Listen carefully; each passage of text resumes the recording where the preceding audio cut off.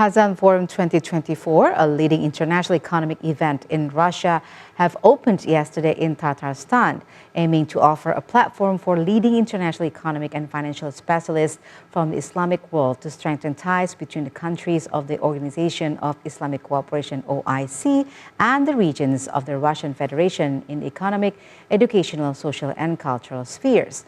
More report on the second day of the forum. We have Rahmat Idris live from Kazan. Rahmat, go ahead with your report.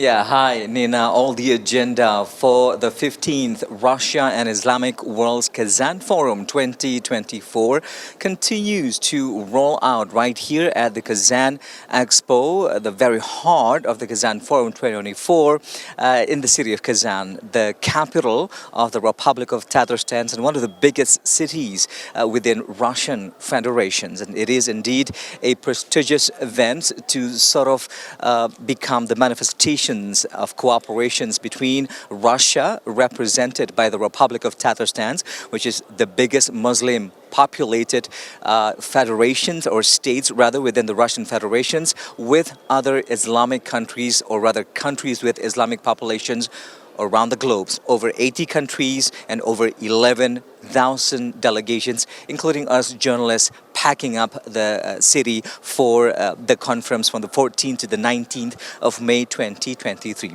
This very morning, Nina, a very significant event took place in the agenda, which is the annual meeting of the Group of Strategic Vision, which is a group that comprises of countries with unique vision and strategies to resolve all of the countries currently faced, all of the problems currently faced by the countries with Muslim populations around the globe.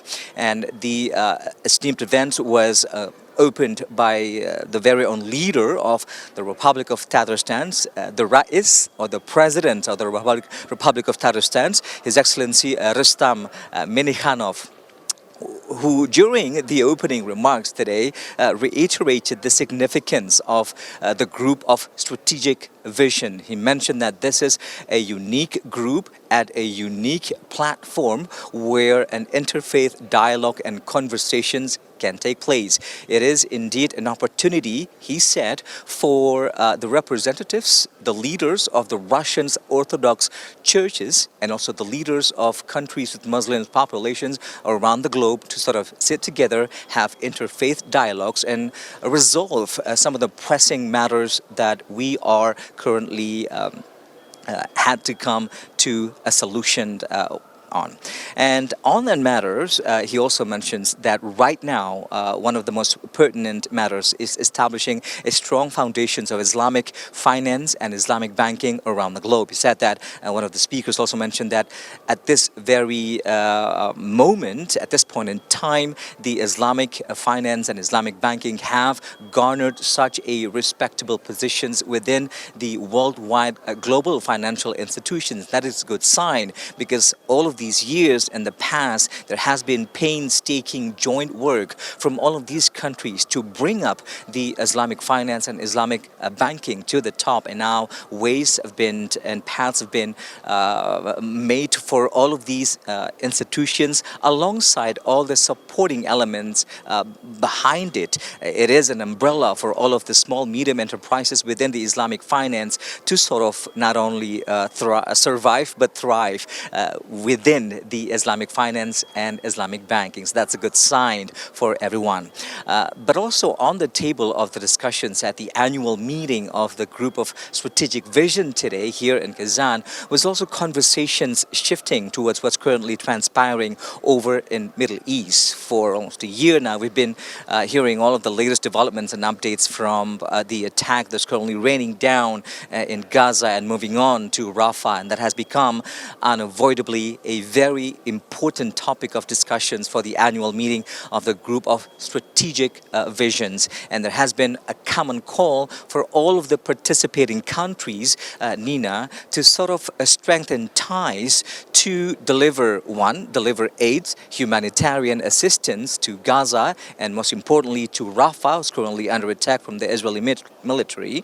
But more than that, to call for ceasefire, which has come basically not to a fruition. It's been a futile effort, especially at the UN General Assembly. There's been call for the ceasefire in Gaza and also to minimize the civilian casualties from the war, and more than that, establishing the independence of Palestine. And again, a lot of the speakers at the forum, the annual meeting today, have sort of expressed their condemnations to the veto that has been expressed by the United States at many of the General Assembly forums and also the UN Security Councils that have been over and over and over again failed to a consensus to stop the war in Gaza.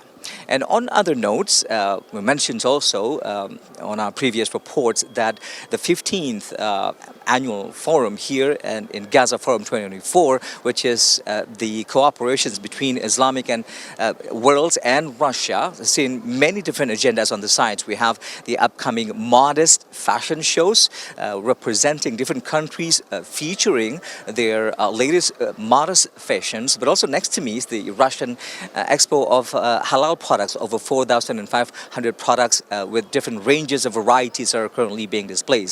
And also for the first time ever, after 15 years of Kazan Forum, this very year is the debut of the international property market by all of these participating Muslim population countries and Russia. For the particular debut of the property market, we can say that there's a lot of focus being shifted to the property potentials in the regions of East and Central Asia, represented among others by Kazakhstan, by Uzbekistan, and also for the region of Africa, among others represented by Senegal. So we'll look forward to how the expositions of the international poverty market will take place. We're going to have a quick visit there and to tell you all the potentials that all of these markets have had to offer for the property markets and real estates across those regions in Central East Asia and Africa.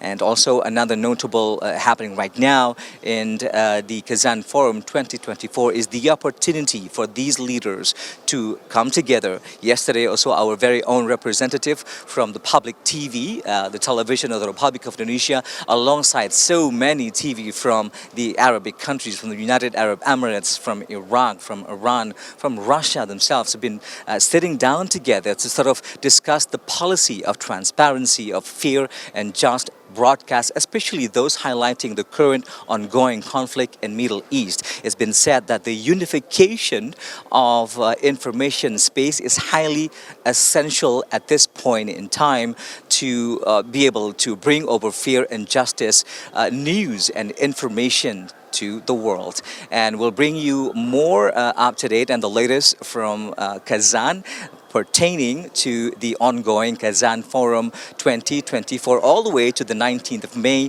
2024. And that concludes our report from Kazan. Rahmat Idris and Boni Mokalu reported from Kazan, Russia. Back to you in the studio, Valerina Daniel. Thank you, Rahmat Idris, for your report.